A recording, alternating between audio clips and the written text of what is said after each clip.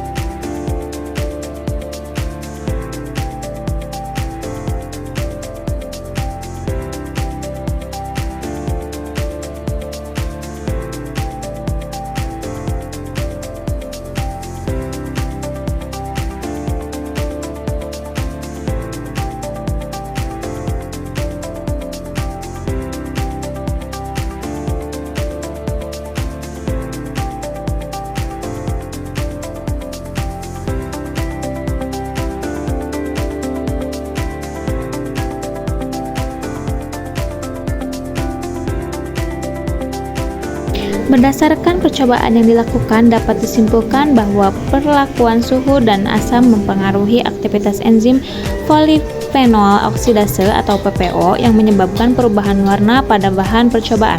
1. Tanpa perlakuan. Enzim PPO berinteraksi dengan oksigen di udara, memicu oksidasi polifenol dan menghasilkan melanin yang menyebabkan warna bahan percobaan berubah menjadi coklat secara tepat. 2. Perlakuan dengan lemon. Penambahan lemon yang mengandung asam ascorbat atau vitamin C memperlambat aktivitas enzim PPO sehingga perubahan warna menjadi coklat terjadi lebih lambat dibandingkan tanpa perlakuan. 3. Menyimpan di kulkas. Suhu dingin sangat efektif dalam menghambat aktivitas enzim PPO, mengurangi intensitas perubahan warna menjadi coklat pada bahan percobaan. Jadi, suhu dingin dan perlakuan asam seperti lemon dapat memperlambat atau menghambat proses pencoklatan yang disebabkan oleh enzim PPO.